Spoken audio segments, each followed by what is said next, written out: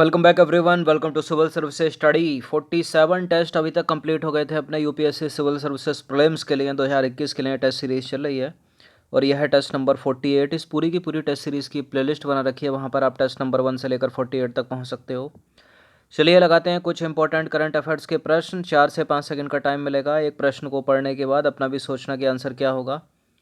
एक यूपीएससी के लिए इंग्लिश मीडियम की टेस्ट सीरीज स्टार्ट की है, उसका लाभ उठाते रहिएगा। चलिए क्वेश्चन नंबर 1 पर आ जाइए। गोल्डमैन पर्यावरण पुरस्कार 2020 से रिलेटेड कुछ स्टेटमेंट है, यहाँ पर बताना कि इनमें से कौन सा करेक्ट है। देखिए, गोल्डमैन पर्यावरण पुरस्कार सबसे प्रतिष्ठित पर्यावरण पुरस्कारों में से एक है। एशिया के लिए गोल्डमैन पर्यावरण पुरस्कार 2020 पॉल सीन ट्वा को प्रदान किया गया है।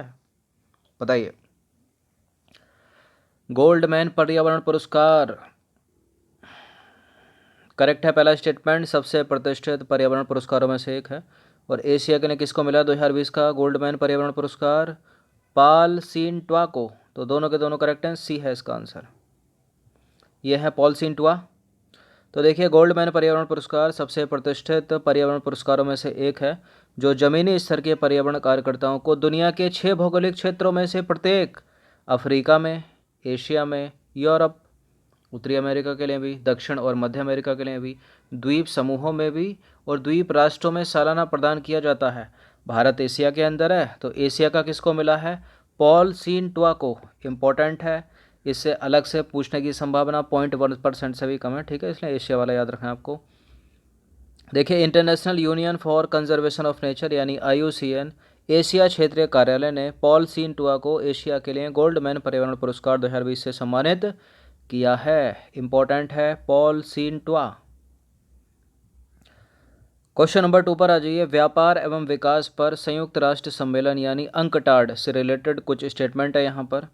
पहला स्टेटमेंट है, यह संयुक्त राष्ट्र महासभा द्वारा स्थापित एक स्थायी अंतर सरकारी निकाय है।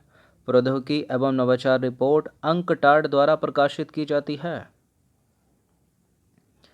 अंकटाड न्यूज़ में पिछले 2-3 दिनों से बिल्कुल प्रौद्योगिकी एवं नवाचार रिपोर्ट अंकटाड द्वारा प्रकाशित की जाती है। अभी कुछ दिन पहले बताया होगा, 6-7 रिपोर्ट निकालता है। विश्व निवेश रिपोर्ट भी यही निकालता है, ठीक है। फुल फॉर्म क्या है इसकी? व्यापार एवं विकास पर संयुक्त राष्ट्र सम्मेलन बिल्कुल एक स्थायी है और अंतर सरकारी निकाय है। यहाँ दोनों के दोनों स्टेटमेंट करेक्ट हो जाते हैं, सी है इसका आंसर। तो अंकटाड को वर्ष 1964 में, कब? 1964 में संयुक्त राष्ट्र महासभा द्वारा स्थापित किया गया था और यह एक अंतर सरकारी निकाय है। इसका मुख्यालय कहाँ है? जिनेवा के स्विट्जरलैंड में। इसका गठन जो है मुख्य तौर पर वैश्विक अर्थव्यवस्था में विकासशील देशों के विकास अनुकूलन एकीकरण को बढ़ावा देने हेतु किया गया था। यह एक केंद्रीय एजेंसी है जो निवेश संवर्धन संस्थाओं के प्रदर्शन की निगरानी करती है और वैश्विक स्तर पर क्या करती है? सर्वोत्तम प्रथाओं को मान्यता प्रदान करती है। प्रौद्योगिकी एवं नवाचार रिपोर्ट जो है इसी के द्वारा जारी की जाती है। क्वेश्चन नंबर 3 पर आ जाइए। निम्नलिखित कथनों पर विचार करना है। 3 स्टेटमेंट है, यहाँ पर बताने कि इनमें से कौन सा करेक्ट है। पहला स्टेटमेंट है, एवरेस्ट को नेपाल में सागरमाथा और चीन में माउंट कोमोलंगमा के नाम से जाना जाता है। इसे पहली बार वर्ष 1953 में, इसे किसे? माउंट एवरेस्ट को पहली बार 1953 में तेंजिंग नोर्गे और एडमंड हिलेरी ने मापा था। यह भारत और तिब्बत की सीमा पर स्थित है। अभी चीन और नेपाल ने बोला है कि जो माउंट एवरेस्ट है उसकी हाइट जो है बढ़ गई है, कुछ 83 से 86 सेंटीमीटर बढ़ गई है, तो उसी को लेकर न्यूज़ में है। तो करेक्ट है, नेपाल में एवरेस्ट को जो है सागरमाथा और चीन में माउंट कोमोलंगमा के नाम से जाना जाता है। बिल्कुल पहली बार 1953 में तेंजिंग नोर्गे और एडमंड हिलेरी ने इसको मापा था, इसकी हाइट। बिल्कुल तिब्बत और नेपाल की सीमा पर स्थित है ये सारे के सारे स्टेटमेंट करेक्ट हो जाते हैं, डी हो जाता है इसका आंसर 1, 2, 3। तो देखिए, एवरेस्ट को नेपाल में सागरमाथा और चीन में माउंट कोमोलंगमा के नाम से जाना जाता है। यह नेपाल और तिब्बत की सीमा पर स्थित है और इसके शिखर दोनों ओर से पहुंचा जा सकता है। इसके शिखर पर आप तिब्बत से भी जा सकते हो और नेपाल से भी। तिब्बत तो चीन ही हो गया, ठीक है। इसका अंग्रेजी नाम जो है सर जॉर्ज एवरेस्ट के नाम पर पड़ा था, जो औपनिवेशिक युग के एक भूगोलवेत्ता थे। उन्होंने 19वीं शताब्दी के मध्य भारत के सर्वेयर जनरल के रूप में भी काम किया था और इसे पहली बार 1953 में 1953 में भारतीय नेपाली तेंजिंग नोर्गे और न्यूजीलैंडर एडमंड हिलेरी द्वारा मापा गया था पहली बार। और हाल ही में इसको जो है फिर से इतने सालों के बाद चीन ने और नेपाल ने इसकी हाइट मापी है, ऐसा उनका कहना है। क्वेश्चन नंबर 4 पर आ जाइए। दक्षिण एशियाई क्षेत्रीय सहयोग संगठन यानी सार्क के संदर्भ में सार्क से रिलेटेड स्टेटमेंट है 2 के साथ, और बताना कि इनमें से कौन सा करेक्ट है। अफगानिस्तान हो गया, भूटान हो गया, मालदीव हो गया, पाकिस्तान हो गया, म्यांमार हो गया, सार्क के सदस्य हैं। सार्क का जो सचिवालय है वो काठमांडू में, मतलब नेपाल में। कौन सा करेक्ट है इनमें? अफगानिस्तान क्या सार्क का मेंबर है? 2005 में शामिल हुआ था ना। तो अफगानिस्तान है, भूटान है, मालदीव है, पाकिस्तान है, म्यांमार थोड़ी है। तो गया पूरा स्टेटमेंट इसकी वजह से। सार्क का मुख्यालय काठमांडू, नेपाल के काठमांडू में है। ये सही हो जाएगा। यहीं अगर ढाका बाका लिखा होता तो गलत हो जाता दूसरा भी। तो ए हो जाएगा इसका आंसर। तो दक्षिण एशियाई क्षेत्र सहयोग संगठन यानी सार्क की स्थापना हुई थी कब? 8 दिसंबर 1985 को ढाका के सार्क चार्टर पर हस्ताक्षर के साथ। ठीक है। दक्षिण एशिया में क्षेत्रीय सहयोग का विचार जो है सबसे पहले कब आया था? नवंबर 1980 में सामने आया था। और इसके संस्थापक देश कौन कौन है? 7 थे। भारत, बांग्लादेश, भूटान, मालदीव, नेपाल, पाकिस्तान और श्रीलंका। ठीक है। इनके जो है विदेश सचिवों के परामर्श पर इनकी पहली मुलाकात हुई थी अप्रैल 1981 में, 1981 में कोलंबिया में। अफगानिस्तान भी इसमें शामिल हुआ कब हुआ? 2005 में, 13वें वार्षिक शिखर सम्मेलन में सार्क का जो है नया सदस्य बनाए। इस संगठन का जो मुख्यालय है और जो सचिवालय है वो नेपाल के काठमांडू में अवस्थित है। तो ये सारी जो चीज़ें आपको टिप ऑफ द टंग होनी चाहिए। कोई पूछे तो मार दिया फेंक के, है ना, कि सार्क कब बना, 8 दिसंबर 1985 को बना, कौन कौन मेंबर थे जब बना था, अफगानिस्तान कब आया, पूछे जाते हैं प्रश्न। 5वां प्रश्न है भागीदारी गारंटी प्रणाली से रिलेटेड कुछ स्टेटमेंट है यहाँ पर। देखिए, यह गुणवत्ता मानकों पर जैविक उत्पादों को प्रमाणित करने की एक प्रक्रिया है। इसका क्रियान्वयन जो है कृषि एवं किसान कल्याण मंत्रालय द्वारा किया जाता है। क्या अंडमान एवं निकोबार 100% जैविक बनने वाला पहला केंद्र शासित प्रदेश है? देखिए, अगर रेगुलर फॉलो करते होगे civil service study current affairs को तो करेक्ट कर ले जाओगे ये वाला प्रश्न आप। लक्षद्वीप है पहला 100% जैविक केंद्र शासित प्रदेश, और राज्य पूछा जाए तो सिक्किम है कब से। ठीक है। तो भागीदारी गारंटी प्रणाली जो है गुणवत्ता मानकों पर जैविक उत्पादों को प्रमाणित करने की एक प्रक्रिया है। करेक्ट हो गया पहला स्टेटमेंट। इसका क्रियान्वयन जो है कृषि एवं किसान कल्याण मंत्रालय द्वारा किया जाता है। दूसरा भी करेक्ट। तीसरा गलत है क्योंकि लक्षद्वीप होगा। तो थर्ड को एलिमिनेट करो, कितने कटेंगे? एक ही कटेगा, सी हो जाएगा इसका आंसर। तो भारतीय गारंटी प्रणाली जैविक उत्पादों को प्रमाणित करने की एक प्रक्रिया है जो सुनिश्चित करती है कि उनका उत्पादन निर्धारित गुणवत्ता मानकों के अनुसार किया जाए। ठीक है। इसका क्रियान्वयन कृषि एवं किसान कल्याण मंत्रालय द्वारा किया जाता है। लक्षद्वीप न कि अंडमान निकोबार 100% ऑर्गेनिक क्षेत्र बनने वाला देश का पहला केंद्र शासित प्रदेश है, जहां सभी प्रकार की कृषि गतिविधियां पूर्णतः सिंथेटिक उर्वरकों और कीटनाशकों के उपयोग के बिना की जाती हैं। ठीक है। राज्य कौन सा है? पहला सिक्किम। क्वेश्चन नंबर 6 पर आ जाइए। निम्नलिखित में से कौन यूरोपीय मुक्त व्यापार संघ EFTA का सदस्य नहीं है? यूरोपीय मुक्त व्यापार संघ का कौन सदस्य नहीं है इसमें? देखिए, भारत तो है नहीं ना। हाँ, तो भारत नहीं है। बाकी आइसलैंड है, नॉर्वे है, स्विट्जरलैंड है। एक ऑप्शन ये भी है कि केवल 2, लेकिन स्वीडन भी नहीं है। ठीक है। तो 2 और 5 हो जाएगा इसका आंसर, सी हो जाएगा। तो देखिए, यूरोपीय मुक्त व्यापार संघ यानी EFTA आइसलैंड, लिंकेस्टीन, नॉर्वे और स्विट्जरलैंड का एक अंतर सरकारी संगठन है।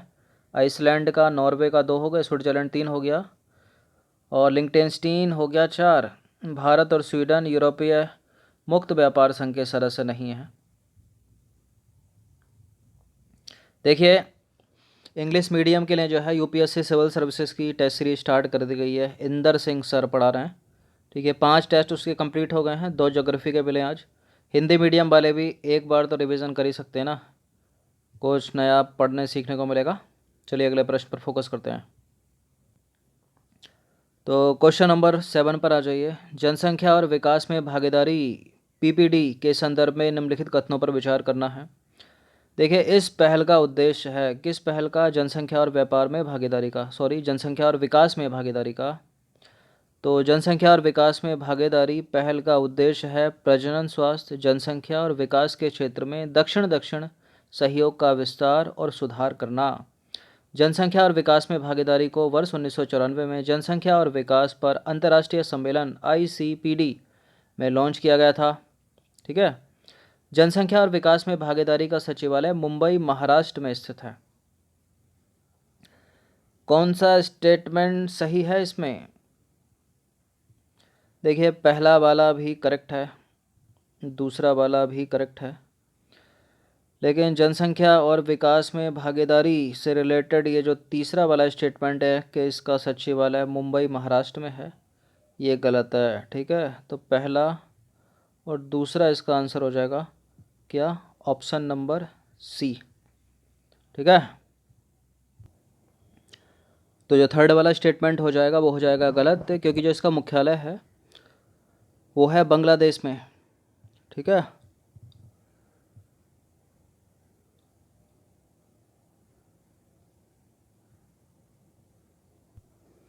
बांग्लादेश में है, बांग्लादेश के ढाका में। ठीक है, और क्यों पूछा गया है प्रश्न? जनसंख्या और विकास भागीदारी PPD को जो है जो डिजिटली किया गया है अभी, इसलिए न्यूज़ में है ये। क्वेश्चन नंबर 8 पर आ जाइए। इनमें से कौन सा संगठन जलवायु परिवर्तन प्रदर्शन सूचकांक प्रकाशित करता है? इंपॉर्टेंट है प्रश्न, किसी भी तरह से पूछा जा सकता है। जलवायु परिवर्तन प्रदर्शन सूचकांक में भारत का कौन सा स्थान इस वर्ष, पिछली बार कौन सा था? ठीक है, तो कौन इसको करता है? German watch. Option number A हो जाएगा इसका आंसर। ठीक है, तो देखिए, हाल ही में जारी जलवायु परिवर्तन प्रदर्शन सूचकांक 2021 में भारत को 10वां स्थान प्राप्त हुआ है। जैसा कि पता होगा आपको, यह लगातार दूसरी बार है जब भारत इस सूचकांक में शीर्ष 10 देशों की सूची में शामिल हुआ है। बीते वर्ष भारत को इस सूचकांक में 9वां स्थान प्राप्त हुआ था, यानी एक सूचकांक जो है भारत खराब हो गया। ठीक है, प्रकाशन की बात करें तो जलवायु परिवर्तन प्रदर्शन सूचकांक को जर्मन वॉच और न्यू क्लाइमेट इंस्टीट्यूट और क्लाइमेट एक्शन नेटवर्क द्वारा वर्ष 2005 से वार्षिक आधार पर जो है प्रकाशित किया जाता है, यानी एनुअली। नेक्स्ट क्वेश्चन है, क्वेश्चन नंबर 9 है। निम्नलिखित कथनों पर विचार करना है। पहला स्टेटमेंट कुछ कह रहा है, G20 समूह के केवल 2 ही देश, भारत और ब्रिटेन, जलवायु परिवर्तन प्रदर्शन सूचकांक 2021 में शीर्ष स्थान प्राप्त करने में सफल रहे। यहाँ शीर्ष से मतलब क्या है? टॉप 10। अमेरिका को जलवायु परिवर्तन प्रदर्शन सूचकांक 2021 में निचला स्थान प्राप्त हुआ है। और एक तीसरा स्टेटमेंट भी है यहाँ पर, जलवायु परिवर्तन प्रदर्शन सूचकांक 2021 में पहले 2 स्थान रिक्त हैं, क्योंकि जो मानक है, जो मानदंड होते हैं इसको, वो पूरे ही नहीं कर पाए कोई भी देश। तो पहले 2 स्थान रिक्त नहीं है, गलत है तीसरा वाला स्टेटमेंट। पहले 3 स्थान तक कोई भी देश नहीं पहुँच पाया। ठीक है, चौथे से स्वीडन को मिला है चौथा स्थान। बाकी पहला वाला करेक्ट है। G20 समूह के केवल 2 ही देश, भारत और ब्रिटेन, जलवायु परिवर्तन प्रदर्शन सूचकांक 2021 में शीर्ष स्थान बना पाए हैं। और अमेरिका को जलवायु परिवर्तन प्रदर्शन सूचकांक 2021 में सबसे निचला स्थान प्राप्त हुआ है। ये दोनों के दोनों स्टेटमेंट करेक्ट हो गए। और शुरू के 3 पायदान खाली हैं, ना कि 2, इसलिए गलत है तीसरा वाला स्टेटमेंट। तो केवल 1 और 2 इसका आंसर हो जाएगा क्या? Option number B. तो देखिए, जलवायु परिवर्तन प्रदर्शन सूचकांक 2021 में पहले 3 स्थान रिक्त हैं, पहले 3 स्थान रिक्त हैं, खाली हैं, क्योंकि कोई भी देश शीर्ष 3 स्थानों से संबंधित मानदंडों को पूरा करने में सफल ही नहीं हो पाया। तो गलत हो गया ना तीसरा वाला स्टेटमेंट। देखिए, G20 समूह के केवल 2 ही देश, भारत और ब्रिटेन, जलवायु परिवर्तन प्रदर्शन सूचकांक 2021 में शीर्ष स्थान प्राप्त करने में सफल रहे। और G20 समूह के जो 6 अन्य देश हैं उनकी बात करें तो जैसे अमेरिका हो गया, कनाडा हो गया, दक्षिण कोरिया हो गया, रूस हो गया, ऑस्ट्रेलिया हो गया और सऊदी अरब को इस सूचकांक में सबसे निम्न रैंक जो है वो मिली है। यह दूसरा मौका है जब अमेरिका को इस सूचकांक में सबसे निचला स्थान प्राप्त हुआ है। ठीक है, अगर बात करें चीन की, चीन जो वर्तमान में ग्रीन हाउस गैसों का सबसे बड़ा उत्सर्जक है, इसको जो है इस सूचकांक में 33वां स्थान प्राप्त हुआ है। अब ऐसा नहीं है कि आप एक एक स्थान रटते फिरो कि 33वां किस चीन को मिला है, बार बार पढ़ो उसको, उतना डीप नहीं पूछेगा UPSC में। हाँ, स्टेटमेंट बना देगा इस तरह से कि जलवायु परिवर्तन प्रदर्शन सूचकांक में चीन की स्थिति जो है भारत से बेहतर है 2021 में। तो गलत हो गया स्टेटमेंट, क्योंकि ये तो 33 पे लटका पड़ा है, भारत का तो 10वां है ना, टॉप 10 में है वो, तो गलत हो गया। ऐसे पूछ सकता है। ठीक है, चलिए 10वां प्रश्न है, अंतिम प्रश्न है। चंद्र मिशनों के संदर्भ में निम्नलिखित कथनों पर विचार करना है। 2 स्टेटमेंट है यहाँ पर, बताना कि इनमें से कौन सा सही है। एक आर्टेमिस मिशन है नासा का, आर्टेमिस मिशन कह लो या कार्यक्रम कह लो, नासा का है वो। इसका उद्देश्य वर्ष 2024 तक पहली महिला और अगले आदमी को चंद्रमा पर भेजना है या उतारना है। चंद्रयान 3 को भारत के इसरो द्वारा 2021 में लॉन्च किया जाएगा। तो दिसंबर तो ख़त्म होने वाला भी, इसका 21 आने वाली है, तो बिल्कुल इंतज़ार कर रही है चंद्रयान 3 का। करेक्ट हैं दोनों के दोनों स्टेटमेंट। पहली महिला की बात इसलिए की क्योंकि अभी तक कोई महिला तो गई नहीं है किसी भी देश की चंद्रमा पर जो उतरी हो। हाँ, नील आर्मस्ट्रॉन्ग और एडविन एल्ड्रिन तो गए थे, ठीक है, इसलिए अगले आदमी की बात करी है, यानी तीसरा व्यक्ति होगा वो। तो करेक्ट हो गया पहला स्टेटमेंट, बिल्कुल 2024 तक उतारेंगे ये नासा वाले। और भारत इस वर्ष मतलब 21 की शुरुआत में जो है चंद्रयान 3 को लॉन्च करेगा। तो दोनों के दोनों यहाँ करेक्ट हैं स्टेटमेंट, सी है इसका आंसर। अब क्यों पूछा गया है प्रश्न?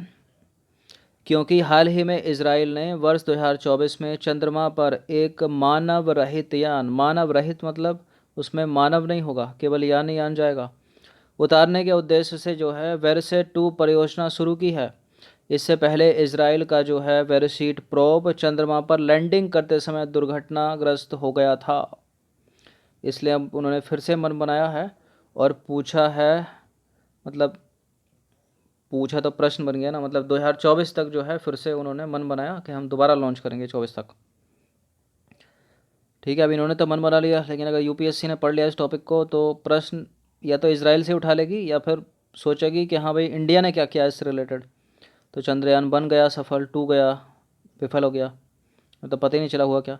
अब 3 2021 में लॉन्च करेगा, ठीक है।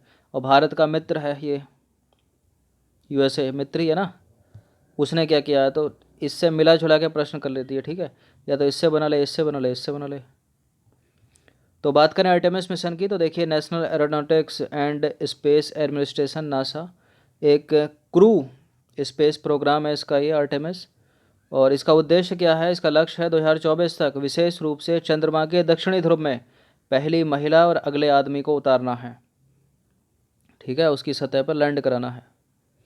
और भारत की बात करें तो भारत ने चंद्रयान 3 नामक एक नए चंद्र मिशन की योजना बनाई है। इसे वर्ष 2021 की शुरुआत में लॉन्च करने की संभावना है। तो जनवरी, फरवरी, मार्च, अप्रैल किसी महीने में लॉन्चिंग होगी चंद्रयान 3 की। 2 का तो पता नहीं चला था हुआ क्या उसके साथ। तो ये न्यूज़ में, तो वेरसेट 2 जो है इजराइल का है और ये मानव रहित है। अगर स्टेटमेंट मानव युक्त आता है तो उसको काट देना 2024 तक, और ये आर्टेमिस भी 2024 तक, और चंद्रयान 3 अपना 21 तक। तो 15 प्रश्न थे इम्पोर्टेंट, 10 प्रश्न थे इम्पोर्टेंट, इनकी प्रैक्टिस कम से कम एक बार कर लेना। इम्पोर्टेंट होती हैं एक्सप्लेनेशन, इनको पॉज मार के पढ़ा कीजिए अच्छे से। चलिए धन्यवाद, प्रैक्टिस करते रहना हर दिन।